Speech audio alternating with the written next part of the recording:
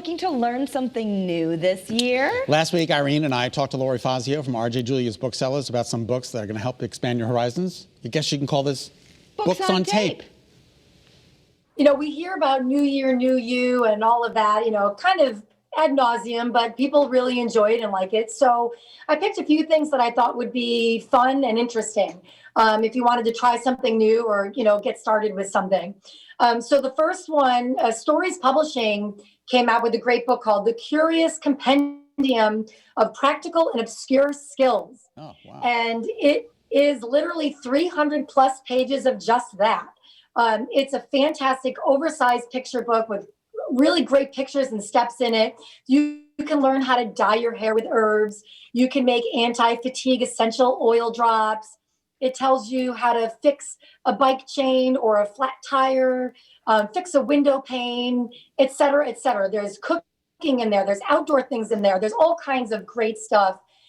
It's really a fun book. We did, I mean, it was a great gift over the holidays, but yeah. Is one of those 300 tips learning how to say compendium? I'll have to go back to the index on that one, but practice. All right, what's next?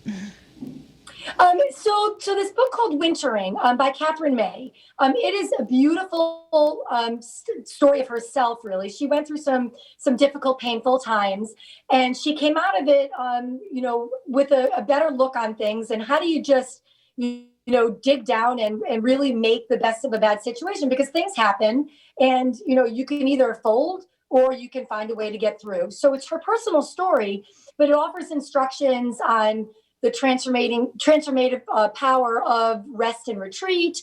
And it's an invitation to change how you actually handle yourself during such down times. It's a beautiful book. It's a little book, so, you know, it doesn't take a lot to get through it. And I think, you know, in these times, you know, it's a great way to start off the year for everybody.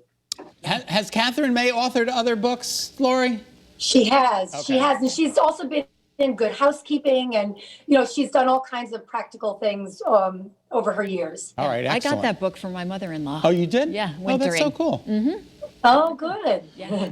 All right, Dearly. So Margaret Atwood, most people know her as, you know, The Handmaid's Tale. But before she did any of her novels, she actually was an extraordinary poet. And so for the first time in many, many years, she's come out with a book of poetry. And it's a great little book. So I figured, you know, some people always want to tackle, how do you read poetry, getting into poetry. You know, people are afraid of poetry. And so I think Margaret Atwood, having someone that's a name that everybody knows, you know, digging in with her is a great way to start the year. And she's got poems about love, loss, passage of time, zombies, you know, nature. So she adds some fun things in there as well. So it's not a, you know, sappy kind of thing through the whole thing. You're going to get some fun poems as well. Cool. And Nice. then Pigeons. Pigeons. Well, so we all want to laugh, right? Shouldn't 2021, you know, one of our goals to be to laugh more? I know it's one of my goals. And so A Wealth of Pigeons is actually cartoon collections by Harry Bliss and Steve Martin. Oh, and fun. yes, the Steve Martin that you're thinking of, the actor, the musician, the comedian.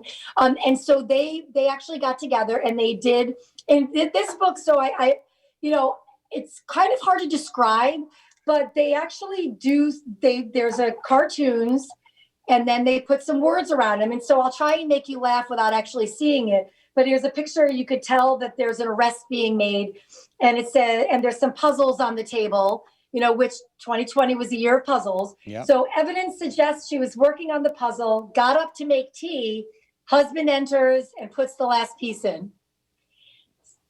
Laughter now, cue laughter. Cute laughter. Wow.